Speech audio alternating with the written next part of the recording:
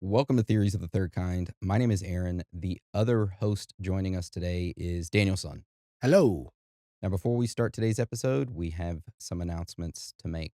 If you'd like to support the show, you can do so by joining our premium subscription service, Supercast. For just $6.66 a month, you can enjoy weekly premium audio episodes and access to our entire back catalog of over 280 plus episodes that are all ad free. Or if you want to be a big baller, then you can sign up to our premium video service, which is $9.99. Not only do you get our premium audio episodes each week, but you also get a premium video episode as well as the entire back catalog of video episodes and premium audio episodes.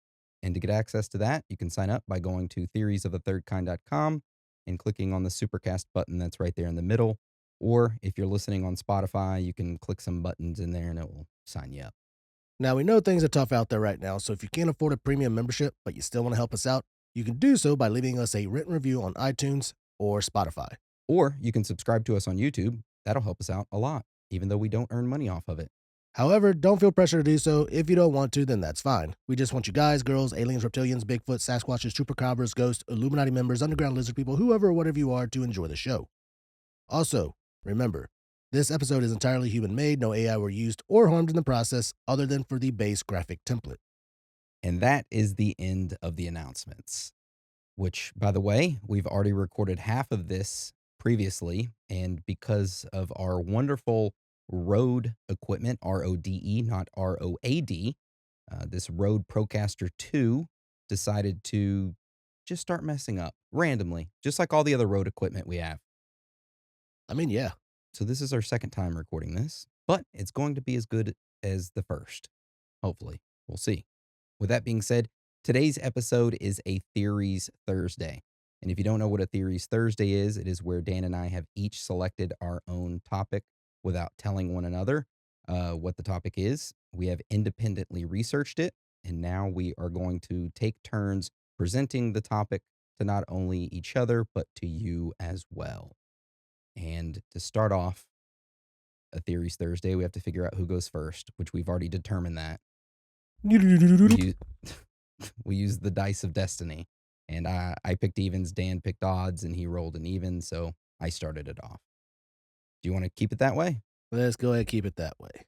All right. So with that being said, I'm going to start off our Theories Thursday today.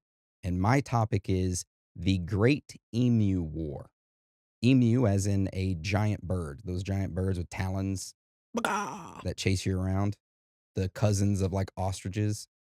They're grayish and mean. Yeah. I think. Mm-hmm. Yeah. So that's what I'm going to talk about. A war involving emus. I'm excited. Yeah. Okay. All right. So to start off my Theories Thursday topic, let's talk about World War I. Okay. I want you to go all the way back to post World War I. It had just ended. A lot of people fucking died. Okay. A lot of countries fought each other. Why that happened? I don't know. Some Ferdinand dude shot some other fucking dude. Who gives a shit? Okay. But what we know happened is that a lot of people died. Okay. And specifically, Australia had a lot of their men die, young men that they had sent off.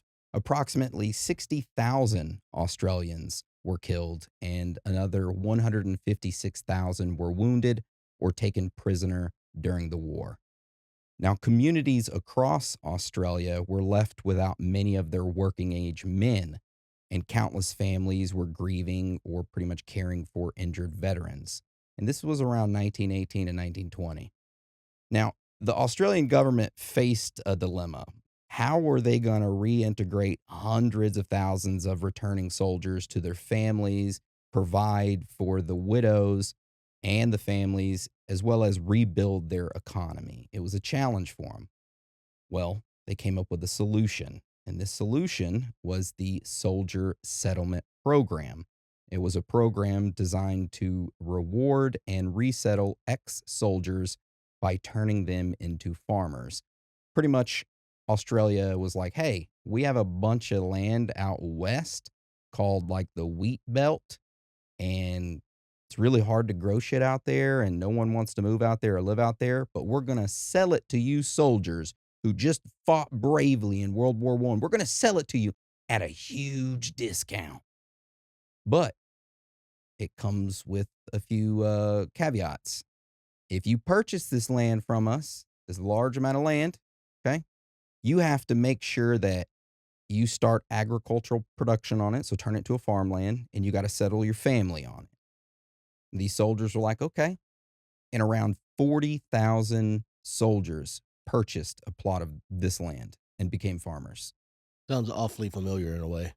So, like I said, many of these land plots were in Western Australia, known as the Wheat Belt. And for the government, this plan seemed like a great idea. You know, on the surface, it seemed great. Land fit for the heroes was the slogan they used. But on the ground, the reality was much harsher. The climate in that area was challenging. It had long, hot summers, and it had erratic rainfall patterns. The soil in many places around that area was not good for farming at all. It had either sandy or salty patches, and it didn't really have any nutrients in the ground at all. So it was very hard for these veterans to farm the area. Plus, many of them have never farmed before in their life. They spent majority of their life in trenches, shooting guns and killing others in the name of war. So the only thing they were really knowledgeable in that would help them is that they knew how to dig. Yes. Yep. Damn. Also, a lot of these soldiers lacked money to buy proper equipment, seed, or livestock for their farm. The government didn't provide that. Also, like I said, the land that they were given was sucky farmland, had poor soil, and they had limited water. And a lot of these land pieces were far away from each other, like 20 to 30 miles away from the next farmer. So there was no like human communication other than your wife and kids. Now, these farms, like I said, were remote. Water had to be collected in rainwater tanks, and clearing the land of native vegetation was backbreaking work done with basic tools. Now, when rains failed to come, the crops would wither, of course, but when the rains did come, they would usually come too hard, she said. And this would cause erosion or flooding that would ruin the fields. Now, these farmers and their families also lived either in simple cottages, tents, or sometimes just shanties because they'd spend all their money on the land and then invest it into equipment or livestock and not really build a suitable home for their family. So, throughout the 1920s, these new farmers did their best to establish crops and raise cattle or sheep. Some succeeded, but many struggled to make a living off the land. But optimism remained high. The roaring 20s saw decent agricultural prices, and the government encouraged wheat farming in particular. They told these veterans, we want you to just plant a lot of wheat, and you can sell us that wheat, and we're going to buy it at this minimum price. So it kind of guarantees them profit. So that's what a lot of these soldiers did. They started farming wheat. However, in 1929, the Great Depression struck worldwide, sending wheat prices into a free fall.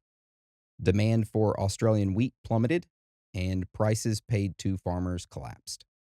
To make matters worse, the government's promise of buying it at a certain price, they were like, nah, we're not going to do that anymore. So by the early 1930s, wheat farmers in Western Australia were in dire straits. Many were harvesting crops that barely covered their costs.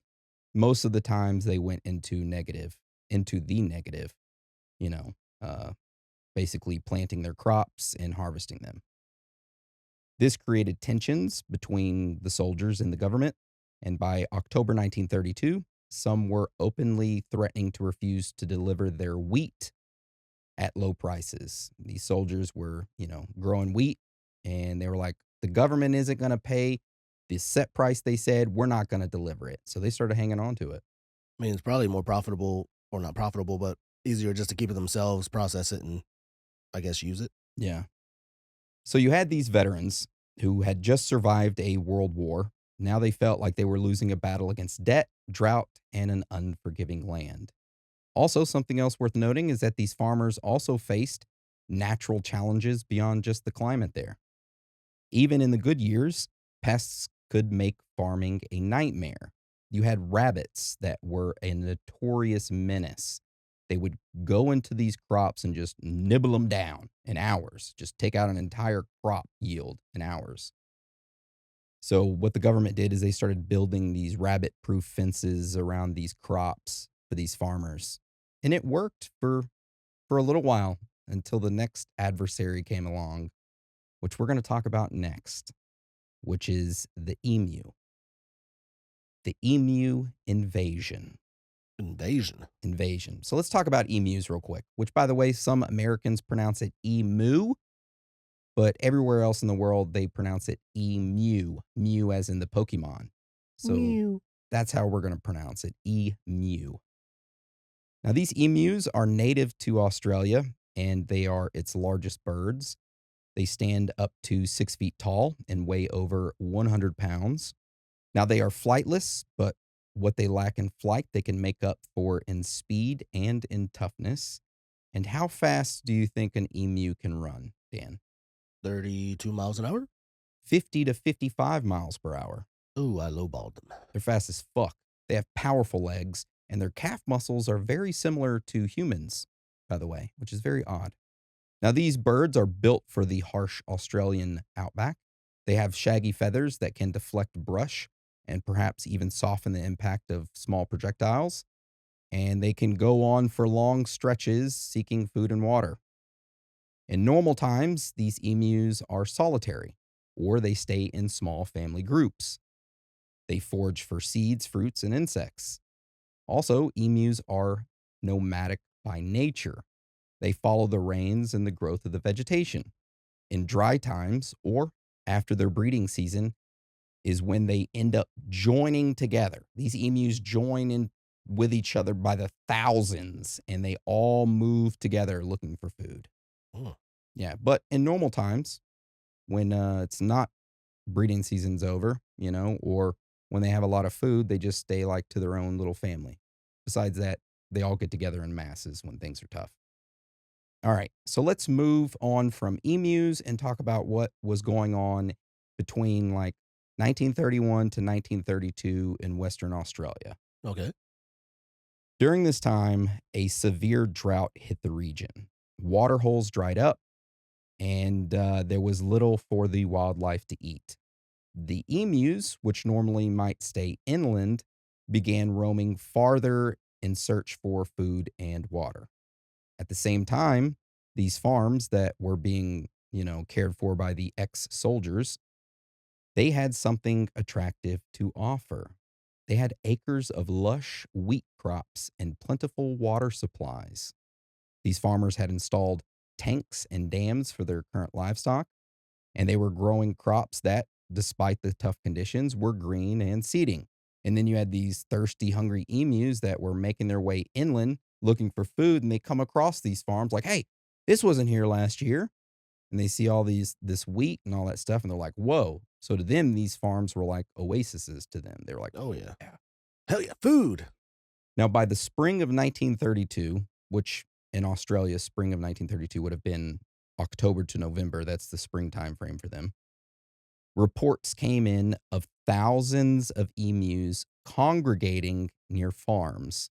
So you had these farmers that started reporting to the other farmers, hey, I'm looking out in the distance and I'm seeing thousands of emus all in the distance looking at me and my farm.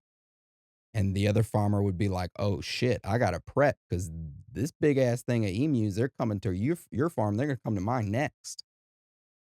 It is estimated that as many as 20,000 emus poured into the wheat belt that year, which is the western part of Australia where all these farmers started farming for their wheat at. And these were all soldiers or ex-soldiers. And these 20,000 emus descended onto the newly planted wheat fields, devouring the farmer's livelihood. An emu's appetite is huge, and a flock of them can flatten a field in a short order, eating grain and trampling what they don't eat. And to make matters worse, the emus weren't bothered by these fences that were built by rabbits. Or if a farmer had built a fence for its, let's say its cattle or its sheep, and then built it to contain the farm as well, emus did not care. They would run right through that motherfucker. They would barrel straight through it. They didn't care. Damn. Yeah. Now, when the emus would knock over the fence and they would eat the crops and, Flatten what's left. flatten what's left and they would leave, you would think the farmers maybe could salvage some of it. No. What would happen then is that these rabbits would then come in and eat what was all on the ground flattened. So, yeah, it became a problem. Emus and rabbits working together. Little scavengers coming in. Yeah. So, for the farmers who had endured so much already, this was the final straw. Imagine being a farmer and you had to watch a mob of tall, gangly birds shredding your crops, undoing a year's worth of hard work in a matter of minutes. I would be pretty angry and I would probably run at them, which a lot of them did. But these are not timid creatures, these emus. They will sometimes scatter away and then come right back. Or if they're in a big flock, they'll just charge right back at you. They don't even care. Yeah. Also, another thing, some of these farmers decided to try to shoot them, but if you shoot them, they'll start a stampede and they'll just run right at you. So it sucked for a lot of these farmers because they couldn't do anything. They couldn't shoot and kill them. They'd run right after them. Well, damn. That just took out my idea. It was just like, just start shooting a couple of them, trying to scare them off. But no, if it starts to stampede, it's the opposite. Because if they're far off, you shoot one, then they stampede, then they just come and destroy whatever you do have as crops.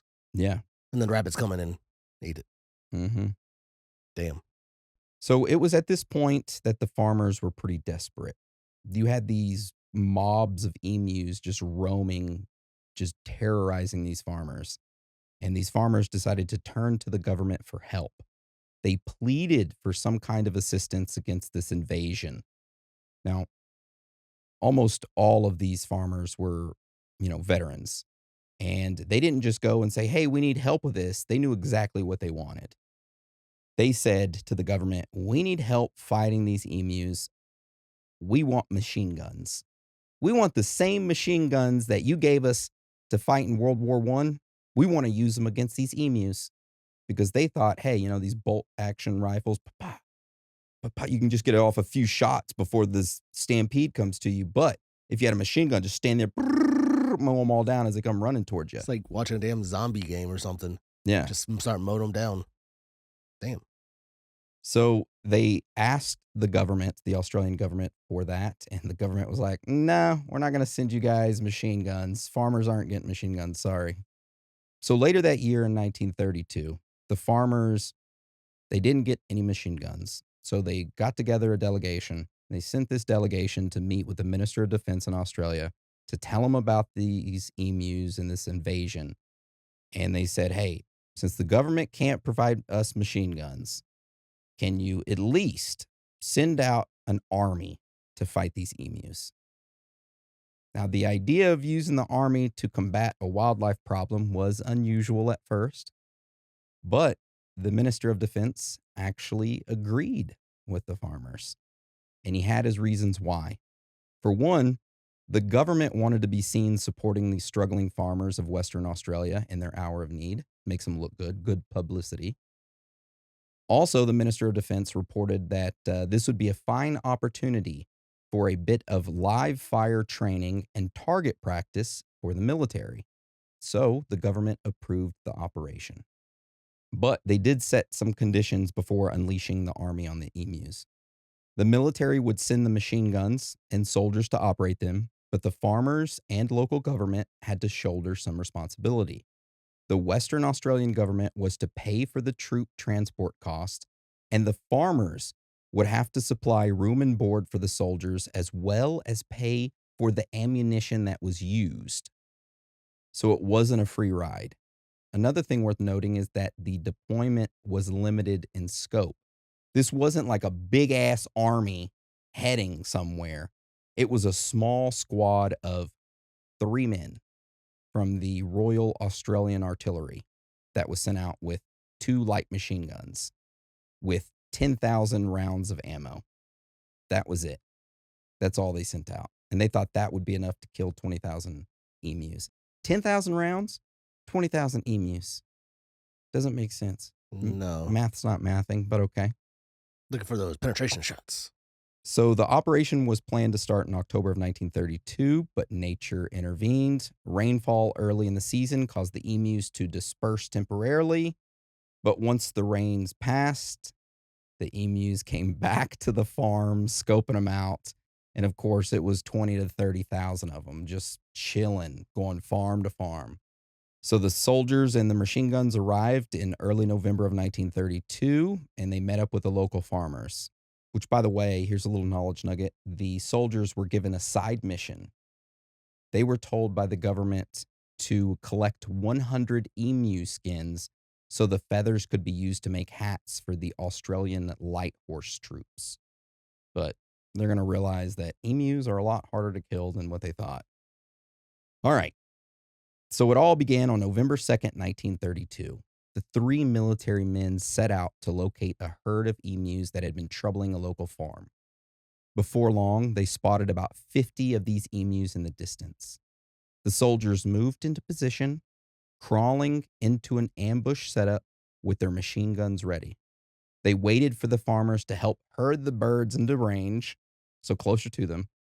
And then the soldiers thought the birds were close enough, so they started unleashing their rounds. And they didn't hit a single bird.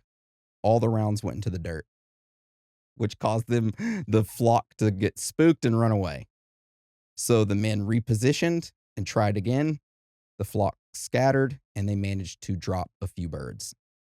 Later that day, they encountered a smaller group of emus and killed maybe a dozen birds. Not a bad start, but still, there was 20 to 30,000 more birds out there just roaming around. So a couple days later, on November 4th, they came across a large group of at least 1,000 emus that were gathered near a local dam. So they snuck into position quietly, and one of the gunners opened up his machine gun fire into the thick herd, and about a dozen of the emus fell. But just as the gunner thought he had the upper hand, his machine gun jammed. In those crucial moments, the rest of the flock of emus panicked and scattered in every direction. By the time that the jam was cleared, the emus had vanished. They were gone. So this kind of luck, or lack thereof, was happening over and over and over again during this operation. They would find a flock, would only be able to kill just a couple of them, and then the flock would scatter. Now, they had multiple squads out doing this, right? For different farmers? There was only 3 of them doing this. They were going farm to farm. Just 3. Just 3 with 2 machine guns. And 10,000 rounds of ammo. Yeah. Okay, I thought it was like squads for each farmer. Now, this is where it gets crazy. The soldiers decided, hey, let's shift to the southern areas where the emus were said to be fairly tame around humans, hoping for easier targets. While there, the emus seemed to wisen up to the threat. Small groups of emus learned to duck into the brush at the first sign of danger. The soldiers observed that the emus appeared to have some sort of sentry system. They would have one big dark bird in each group that would stand tall and keep watch while the others fed. At any strange sound or movement, this lookout bird would alert the flock with a call, would make a call, and all of the birds would just scatter and run away. Now, a few birds might take off, but this created a domino effect, and the entire flock would just run, and it would create this stampede. So this made it very hard for them to be shot. Now, the soldiers at that point decided to try another tactic. They mounted one of the machine guns onto a truck, creating a mobile machine gun platform to chase the emus as they fled and shoot them. And it sounded like a good idea, but it didn't really work out. The rough bush terrain made the ride so bumpy that the gunner couldn't aim, and he started shooting everywhere, almost hitting the driver. And then the gun would frequently jam because of as it's shooting and it's jerking. Oh, Yeah. Also, as they were chasing these birds, an incident occurred to where one of these emus accidentally got itself entangled into the steering mechanism of the truck, causing the vehicle to veer off the road as one of the soldiers was shooting and crash through a fence and into a farm crop area and run over the farmer's crops. so I'm guessing they shot it, killed it, and they ran it over, and it got stuck probably in the axle or something. Because my initial thought was the emus went on I guess, offensive strike, and one of them put their head like through their steering wheel. No, they shot it, killed it, and I guess it rolled and they ran it over, and then it caused the truck to veer off and then run through a fence of a local farm and then run over his crops. You imagine that standing there being like, hell yeah, no, no, no, no. You did exactly what they do. And the motherfuckers shooting like crazy. Oh my God. My gosh, sounds like a comedy movie or something. Yeah. So as days turned into a week, the war was looking less like a triumphant military operation and more like a ridiculous misadventure. By November 8th, after 6 days of cat and mouse efforts, the soldiers had expended around 2,500 rounds of ammunition. But how many emus did they kill with that 2,500 rounds of ammunition? Around 200. That's what I was thinking. Around 200 emus, which was just a drop in the bucket to the 20 to 30,000 that was left. So this ongoing fiasco didn't stay contained just to the wheat belt for a little while. The Australian media got wind of the story and had a field day with it.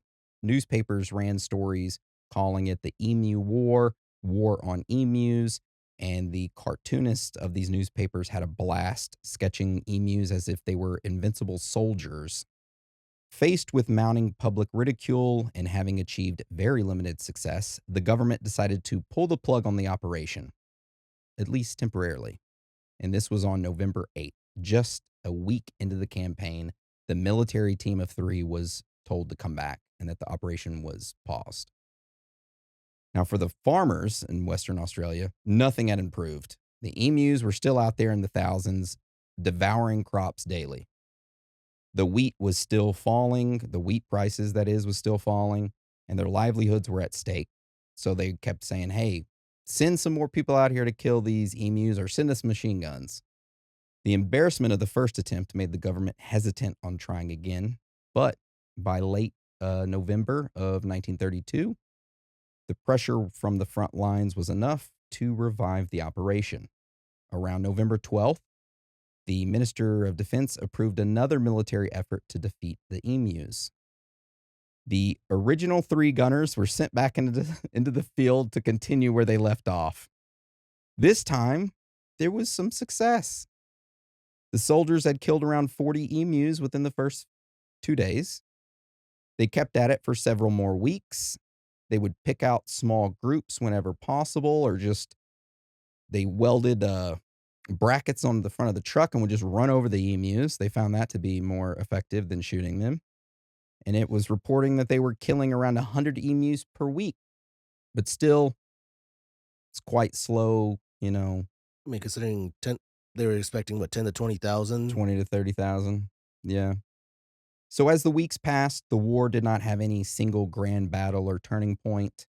And then finally, on December 10th, 1932, about a month back into this operation, it was again ordered to cease, and the soldiers were told to come back to base.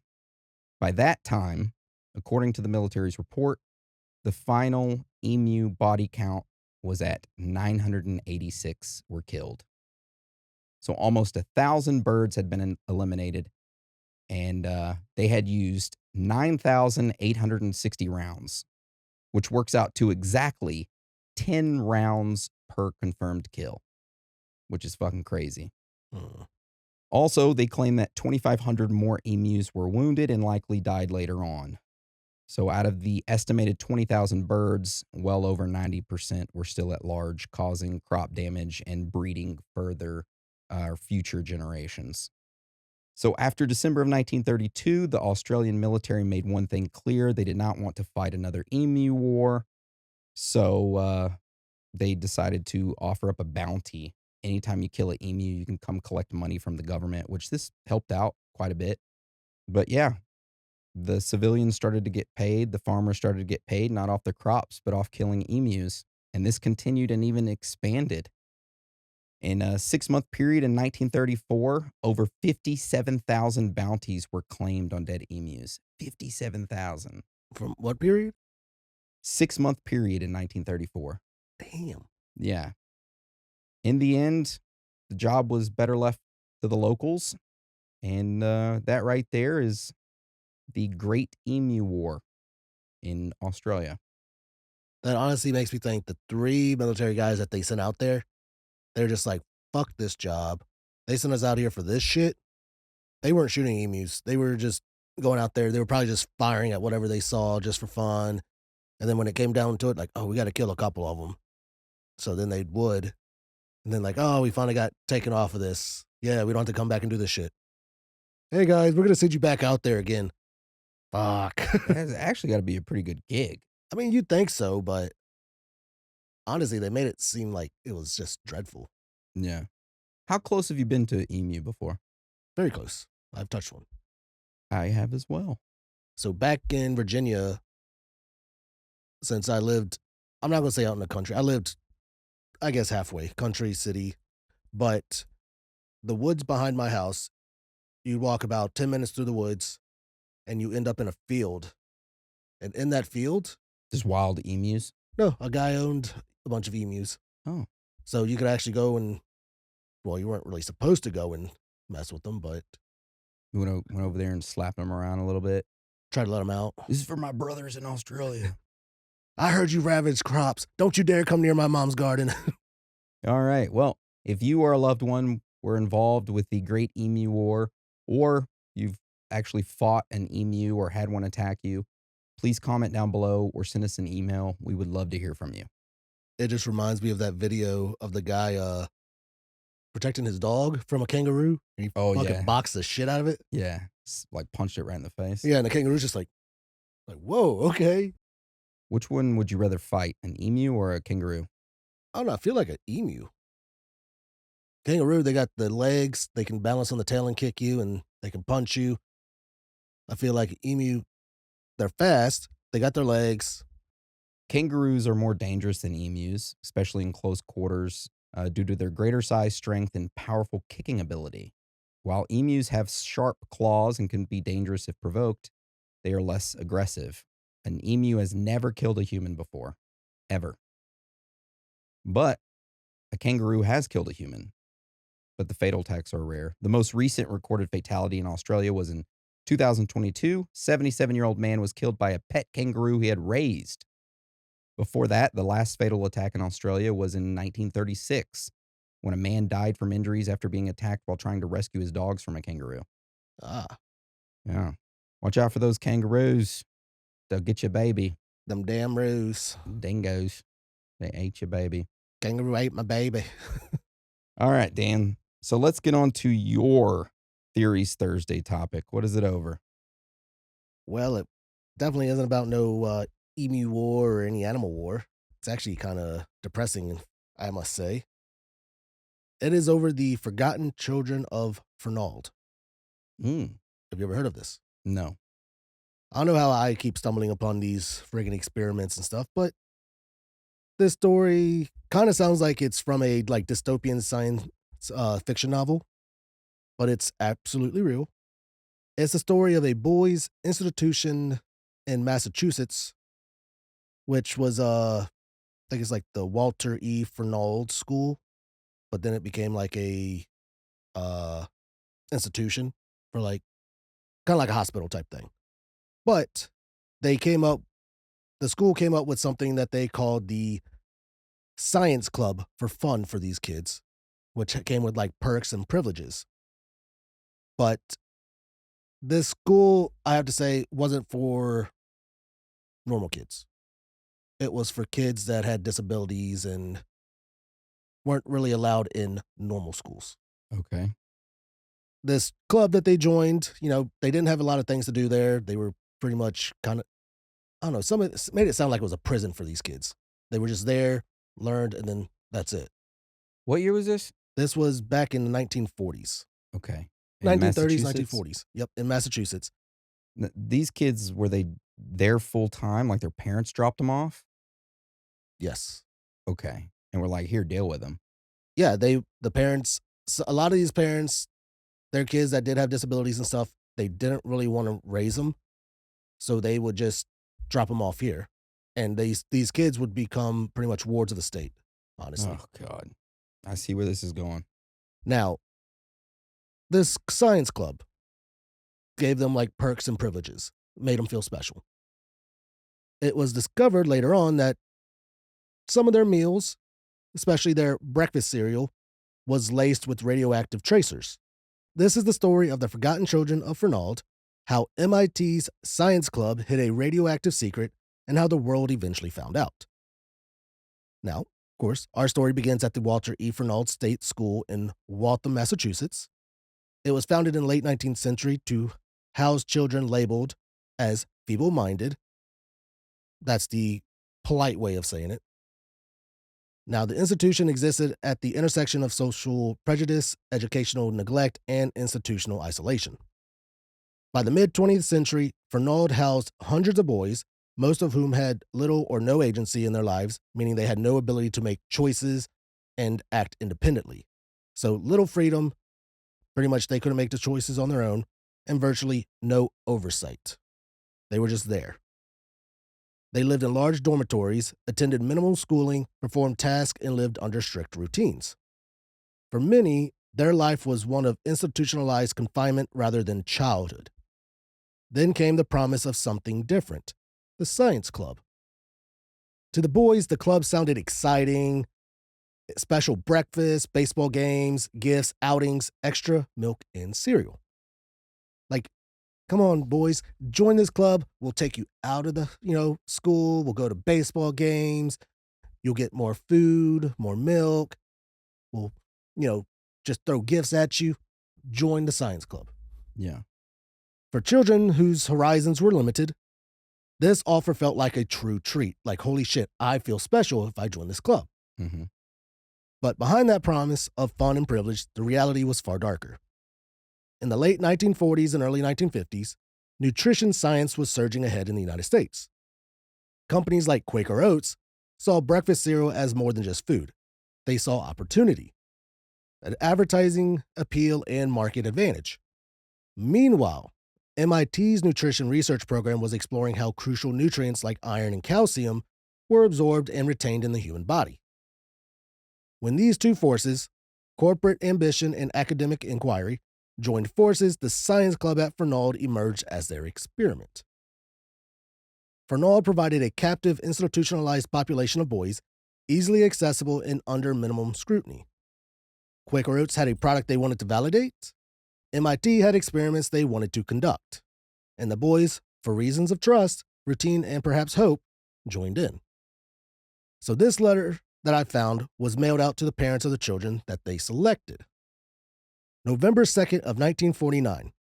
Dear parent, the Massachusetts Institute of Technology and this institution are very much interested in various aspects of nutrition, particularly how the body absorbs various cereals, irons, and vitamins. We are considering the selection of a group of our brighter patients, including, name of child, to receive a special diet rich in the above-mentioned substances for a period of time. These studies will cause no discomfort or change in the patient, other than a possible improvement. MIT plans to reward patients taking part.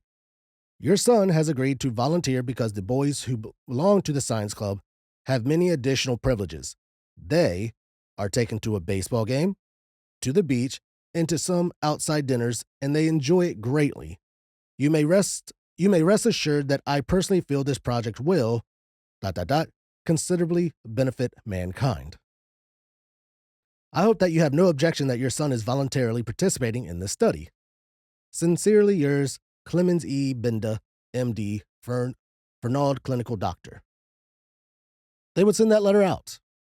Nothing about No radioactive isotopes, no tracers. Pretty much it Nothing. just made Just it that your son is about to be blessed with all this shit just for being so helpful. and these are all kids under age, These right? were kids from 10 to 17 years old. Jesus. And a lot of these parents had pretty much dropped their kids off in Oh, cool. Sounds like, the individual that, we dropped off years ago is doing great science program. Cool. Just would ignore the letter probably. pretty much. And a lot of them actually, I guess they signed their rights over to the state. So a lot of the oversight, which lack of, they were already being washed over by the people at the institution. So they're just like, oh, yeah, we'll just sign that off. Damn. So between roughly 1949 and the mid 1950s, dozens of boys at the Fernald were fed breakfast with hidden radioactive tracers. Some breakfasts include oatmeal laced with iron 59 in order to measure iron absorption. Others included milk supplemented with radioactive calcium isotopes to track calcium uptake. Some boys even received injections of radioactive calcium to directly observe how the body incorporated it into the bone. Does it say what type of isotopes? They have any strontium-90, SR-TAC-90? Didn't really say. Okay. Now, the boys thought they were in a harmless club. They ate cereal, had outings, got special treats. What they didn't know was that they were human subjects in a secret experiment. Letters sent out to their guardians spoke of special breakfasts containing added nutrients and routine blood samples, but made no mention whatsoever of radiation or tracers. Now, later, researchers at MIT argued that the radiation dosages were minimal, comparable to background exposure in a year, but that misses the deeper problem that these children, institutionalized and unable to give informed consent, pretty much they took advantage. Yeah. And they were just like, they were asked, like, why Fernald? Why this school? Well, because it was convenient, because the boys were accessible and under institutional control. They had no rights. Because the oversight was minimal and the ethical question rarely asked, the kids had no idea what the hell was going on. They were honestly not able to mentally comprehend what was going on. They were just there. They were like, oh, free food, oh, baseball games, yay. And I mean, these kids were labeled feeble minded. So no one really, I hate to say it, at the time, cared. Yeah. This school was not like in the city, but it was like out there to where no one really knew much about it. They didn't care much about it. Mm-hmm. Now, researchers and industrial sponsors took advantage of this vulnerability, offering perks and the special status in exchange for participation, which blurs the line between genuine consent and coercion. Which I did find a second letter that was sent out in May of 1953. So what was the time between the two letters? So 1949 and 1953, Okay. November, so pretty much like 4 years or so. Okay. Now, this letter goes, Dear Parent, in previous years, we have done some examinations and connections with the nutritional department of the Massachusetts Institute of Technology, with the purposes of helping to improve the nutrition of our children and to help them in general more efficiently than before. For checking up of the children, we occasionally need to take some blood samples, which are then analyzed. The blood samples are taken after one test meal, which consists of a special breakfast meal containing a certain amount of calcium. We have asked for volunteers to give a sample of blood once a month for 3 months. And your son has agreed to volunteer because the boys who belong to the science club have many additional privileges. They get a quart of milk daily during that time and are taken to a baseball game and to the beach and to some outside dinners, and they enjoy it greatly. I hope that you have no objection that your son voluntarily participating in this study. The first study will start on Monday, June 8th, and if you have not expressed any objections, we will assume that your son may participate. Sincerely yours, Clemens E. Benda, MD, the Fernald Clinical Director. So pretty much they send this out. If they don't get a response, okay, yeah, they're good. Fuck it. So pretty much they just kept going. Fuck, man. And of course, like the letter said, or didn't say, there's no mention whatsoever of the risk of a radioisotope. And it's not like they needed to tell the families anymore. Some of the families didn't care. Now we fast forward to the early 1990s. Investigative journalists uncovered documents showing that the science club at Fernald had been anything but benign. The revelation shook the public, congressional hearings followed, and caretakers, researchers, and officials had to reckon with what had happened. In 1994, a presidential advisory committee reported on human radiation experiments in the United States, including those at Fernald. Part of that report states the following. In 1946, one study exposed 17 subjects to radioactive iron. The second study, which involved a series of 17 related sub-experiments, exposed 57 subjects to radioactive calcium between 1950 and 1953. It is clear that the doses involved were low and that it is extremely unlikely that any of the children who were used as subjects were harmed as a consequence. These studies remain morally troubling, however, for several reasons. First, although parents or guardians were asked for their permission to have their children involved in the research, the available evidence suggests that the information provided was at best incomplete. Second, there is the question of the fairness of selecting institutionalized children at all, children whose life circumstances were by any standard already heavily burdened. And then I found another part. The researchers failed to satisfactorily inform the subjects and their families that the nutritional research studies were non-therapeutic. That is, that the research studies were never intended to benefit the human subjects as individuals, but were intended to enhance the body of scientific knowledge concerning nutrition. The letter in which consent from family members was requested, which was drafted by the former Fernald superintendent, failed to provide information that was reasonably necessary for an informed decision to be made. So pretty much, they only gave them the base need-to-know information. They made it sound good, and that was it. And even though they lied in it saying, this will benefit your child, no, it had no benefit whatsoever. It was for them to gain more scientific knowledge for later on, which some of the victims, now grown men, they did file a class action lawsuit, and in 1998, a settlement was reached for about $1.85 million.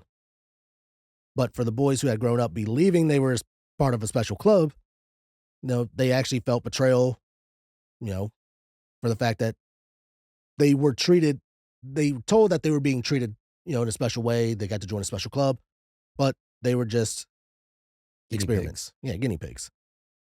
One of them recalled how the realization came. He's like, it's a funny type of anger, a disappointing kind of feeling. Which, I can understand that. Yeah. They hadn't been part of a breakfast club. They had been research subjects. And another one of the children, who's an adult now, will go on to say during the lawsuit, and I quote, I won't tell you now about the severe physical and mental abuse, but I can assure you it was no boys' town. The idea of getting consent for experiments under these conditions was not only cruel, but hypocritical.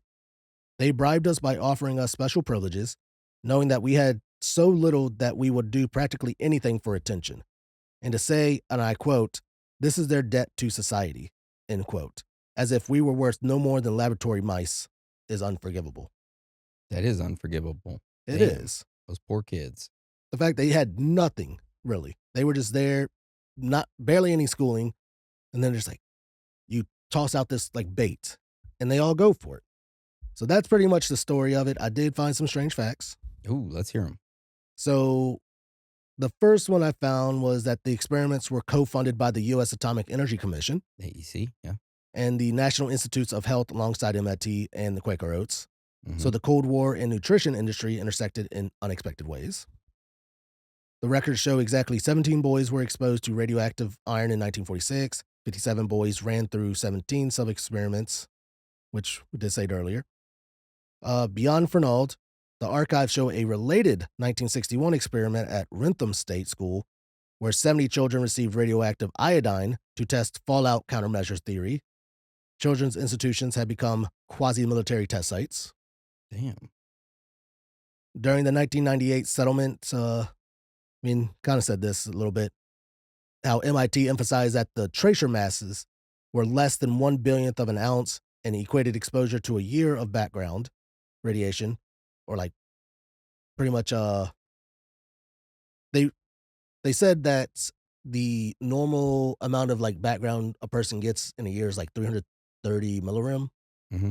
That sounds about right. And they were just like, this is just about the same amount. It's not that much more. In a tracer, that's okay. First of all, that amount you get over the year is small amounts trickled throughout the year. It isn't one big fucking dose given to you at one time. That's crazy. It's like going in there and getting an x-ray multiple times. Yeah. But yeah, they were just like, it's not as bad as it sounds. It was only about this much. And then one archive document explicitly lists boys who initially refused participation and describes efforts to induce them using science club framing, a reminder that consent in this context was far from free. So kids that did refuse, they still pretty much kind of forced them into this. Or shamed them saying, "Hey, you're not a part of this club.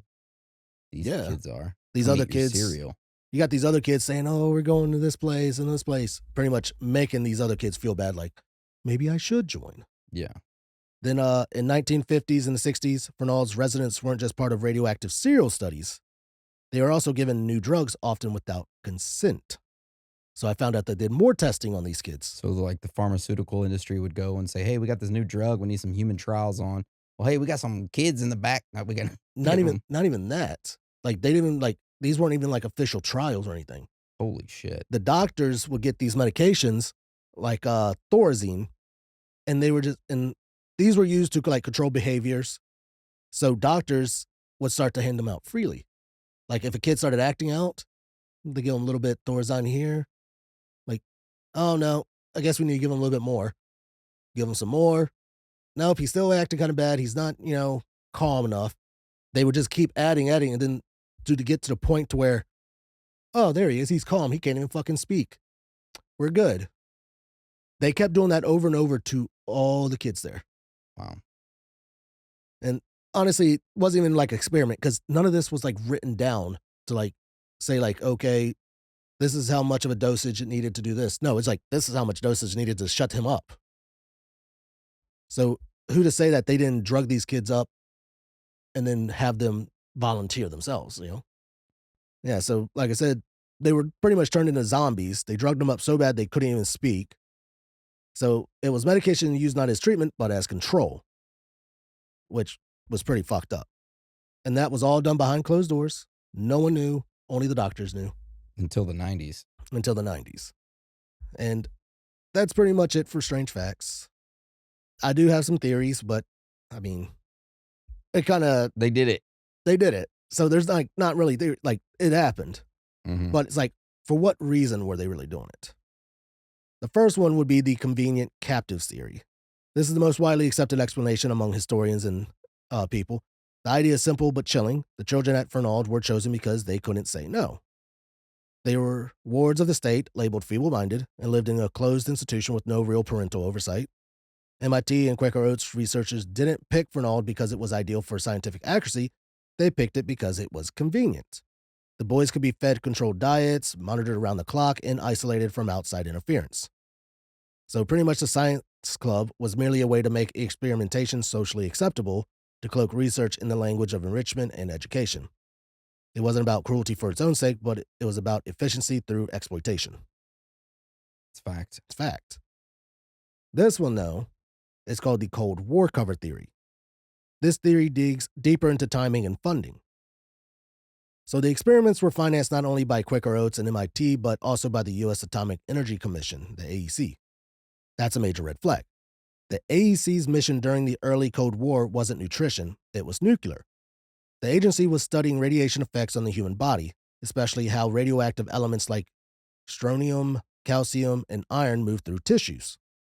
So some historians theorize that Fernald was dual-purpose research, a civilian nutrition study on paper, but quietly gathering data relevant to atomic fallout, exposure, and radiation protection.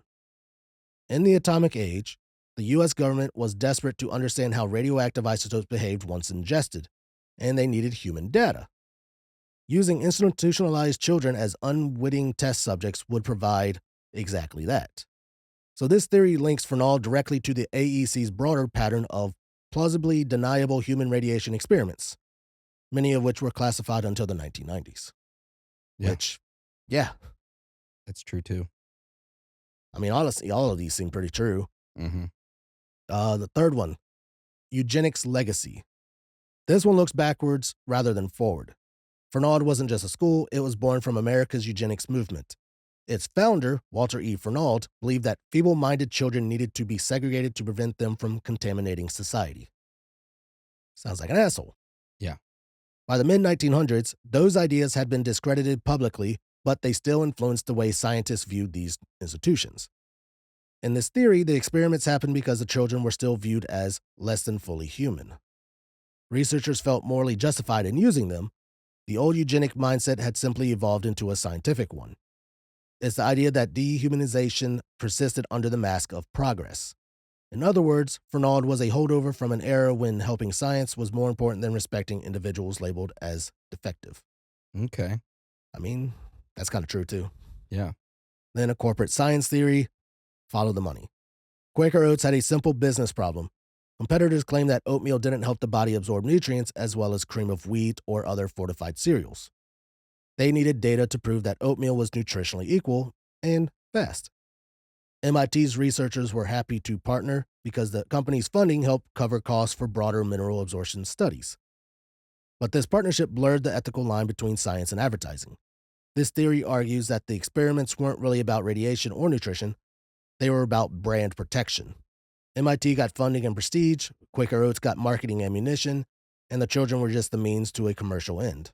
It's one of the earliest examples of what we now called sponsored science. Damn. That's good. That's good. And then the final one, the dark data theory. This is where things take a more of a conspiracy turn. Now, some researchers and investigative journalists have pointed out that many original data sheets, exposure logs, and medical follow-ups are missing. MIT's official internal review in the 1990s admitted that certain records could not be located. That leaves open the theory that there were additional experiments, perhaps higher dose trials or longer term monitoring that were never disclosed. Absolutely. There's even speculation that Fernald's boys were part of a wider network of radiation experiments on institutionalized people linked through AEC funding lines. We know that around the same period, other U.S. institutions, like the Rentham State School and the University of Rochester, also conducted human tracer studies. It's possible that Fernald was just one node in a larger secret human radiation program. Yes, Yes, absolutely. 100%. You just look at Project MKUltra. All their files had gone missing until somebody discovered a box in a warehouse. And that box in the warehouse had some files that uncovered the Project MKUltra. And without that box, we would have never learned about it. Nope. And a bunch of these documents became declassified or came out in the open and people actually found them. And if not, this shit would just go underneath the radar. Honestly, I didn't know about this one. I've heard about it, but I didn't dive into it. I learned about the kids having the radioactive isotopes placed inside their cereal, but that's the extent of what I knew. See, and that shit's just crazy. And the fact that there are other institutions that did the same thing. And the fact these kids had no oversight on them, no parental Guidance. at all, and they were taken advantage of. Yeah.